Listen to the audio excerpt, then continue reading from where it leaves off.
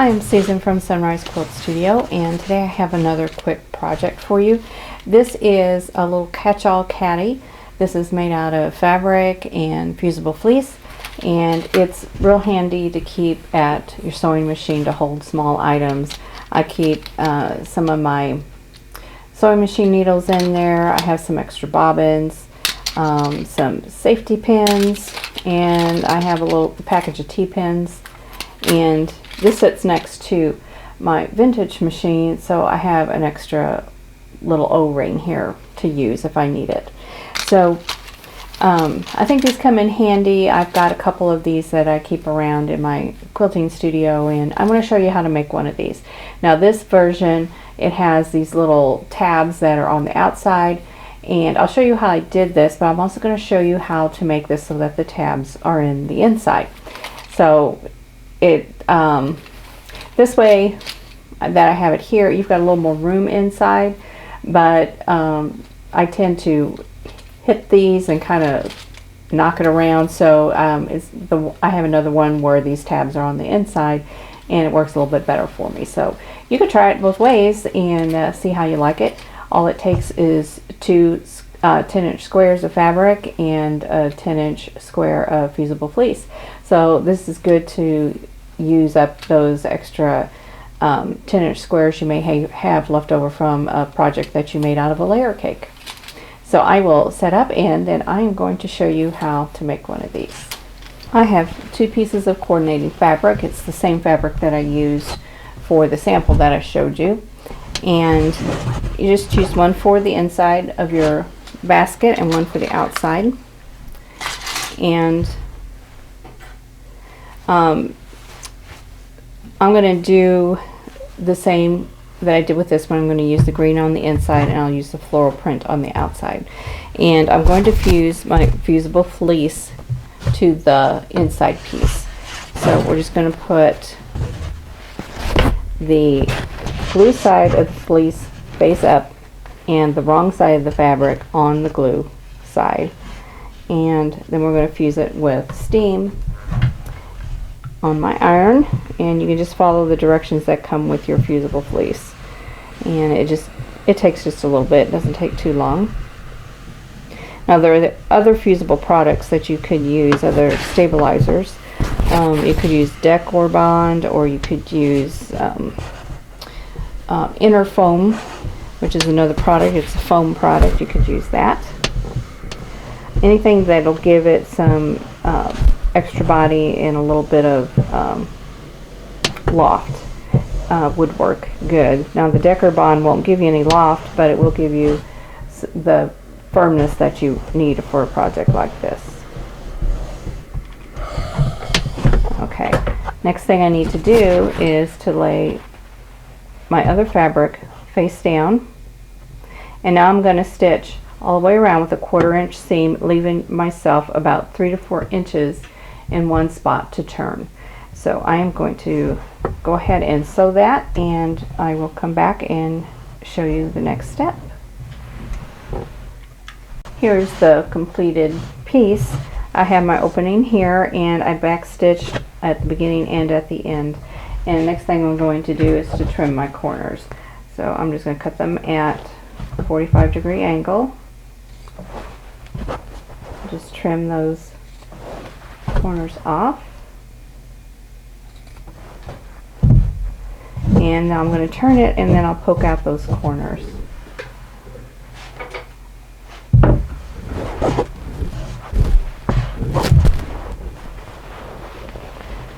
So it turns pretty easily.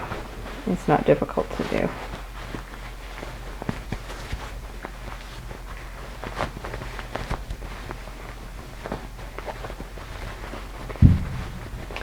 And just reach in there to those corners and turn them out as much as you can with your fingers. And then you'll need something to get in there and really push those corners out so you have a sharp point. And what I have is a stylus that a friend made me, and it's made out of a bamboo skewer, and she just put a bead on the end of it. Now I want to press this, and so I'm just going to roll these edges to kind of line all that fabric up. There we go. And then just, you can use a dry iron or steam, either one. Whatever works best for you.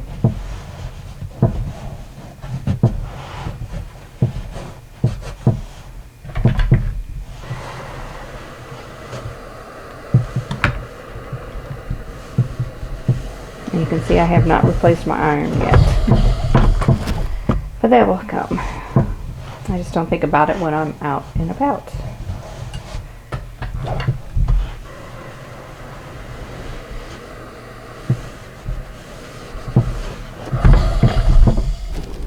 Okay, and now we want to fold in these raw edges from where we turned the fabric, and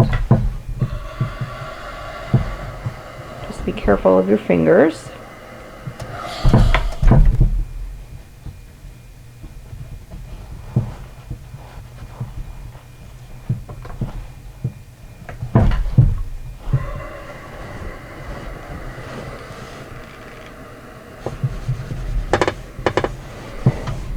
Now I'm going to top stitch all the way around this square and do about 1/8 of an inch to 1/4 of an inch from the outside edge, or 1/8 of an inch to 1/16 of an inch actually. You want to get it pretty close to your outer edge because you have this opening here. So between 1/8 and 1/16 of an inch from your edge would be your ideal spot. So just press it till you have it nice and flat, and then take it to the machine and top stitch. Now if you want to, you can use a decorative stitch on your machine, or you can just use a straight stitch. I have this all top stitched. I've got, it's about between 1/8, it's about 1/8 of an inch all the way around, and I think that will work just fine. Now on the inside, what we need to do is to sew a square in the center, and you can adjust this by how high you want the sides of your little fabric box. Now this side is, these sides are 2.5 inches, which I'm going to make this one the same. And you can use any kind of marker that you want. I am going to use a water-soluble Mark Begone pen, and you could use a disappearing ink if you want. This pen that I have, the ink disappears really fast. In fact, it disappeared before I got done with the project, so I'm not going to use that one today. You could use a chalk marker, you could use a friction pen if you like those. Just anything that you have to mark with on fabric. And so I'm going in 2.5 inches from each outer edge and drawing from edge to edge. And I'll show you why we're doing that here in just a moment. So all the way around each side, 2.5 inches.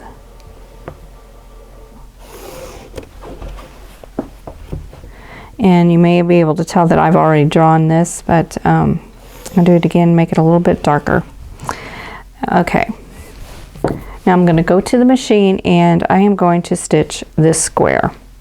Okay, for this part you just need to use a straight stitch. So, and it really doesn't matter how many stitches per inch. I am set at about 12 at this point, and I'm just going to stitch all the way around on top of that line I drew.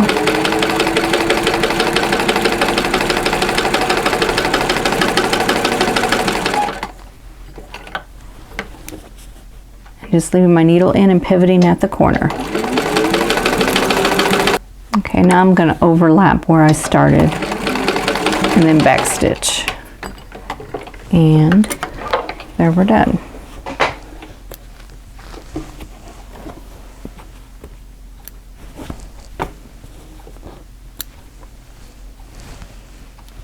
Okay, so now we have a square stitched into the bottom of this. Now we need to make the sides. Now if you want to make them like this box, you're going to fold it in half diagonally to make a triangle, And these lines on the inside that come out to the edge here, you're going to line those up. And then you need to bring those lines back to the outside. So just take your, on whichever side you're going to have facing up, just make yourself a mark so that you know where you need to start your stitching. And then put a pin in to hold it in place. And then you're going to stitch from that mark down here, and this should end at the corner. Back stitch here a couple of times and back stitch here at least once. Now I want to do this one the opposite way, so I am going to fold it with the outsides together.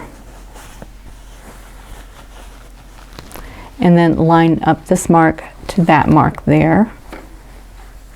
And that line's already drawn on the outside, so I don't need to make any more marks. But I'm going to put a pin in there.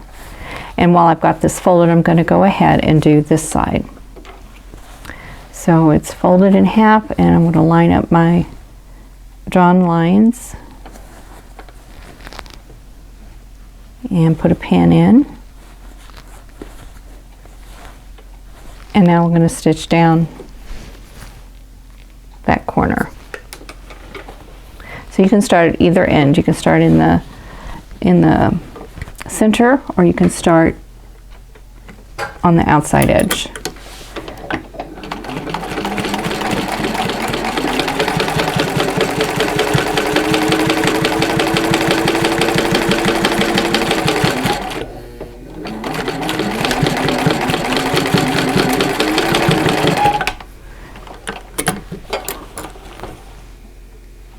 And clip threads. Remove the pin, and you can see that now this will wind up being on the inside of the box. So I'm going to do this side next, and I'll show you how you can do it from this side here.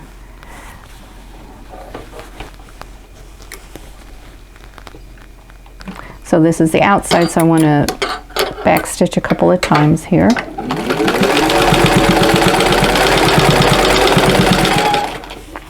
And then remove my pin.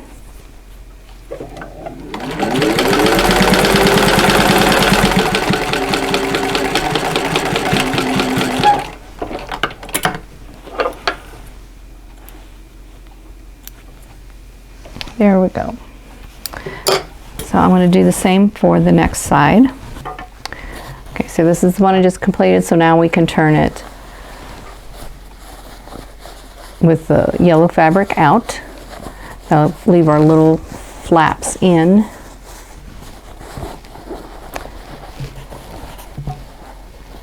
And now we have a little, and you can see what I mean. You have these little things inside.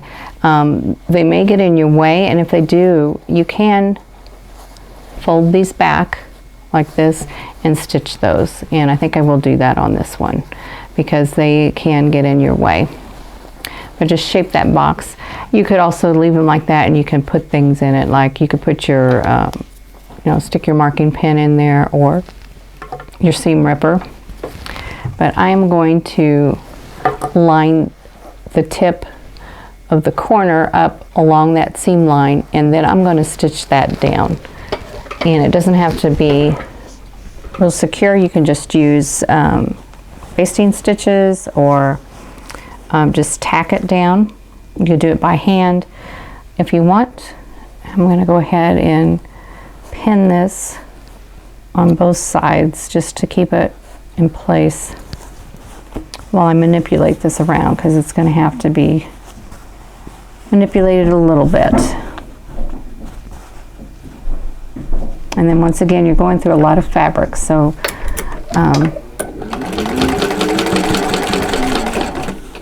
just have to take it slow with your machine.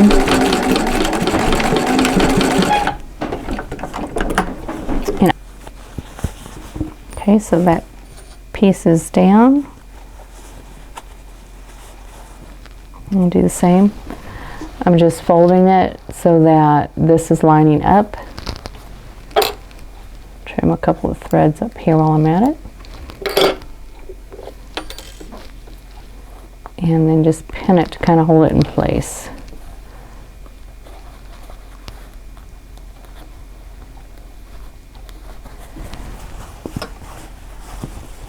And then just tuck the rest of it kind of out of your way so that you don't get the rest of the box in there.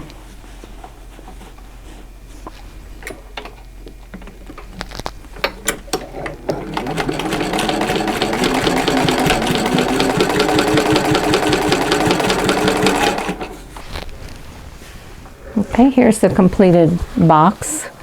I'm not sure how this is going to work, but there we go.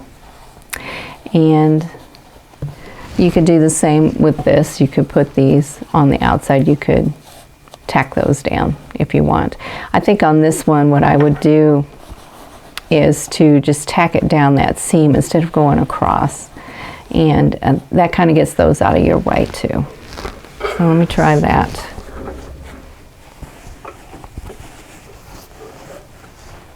And just stitch in the ditch like you would when you're quilting.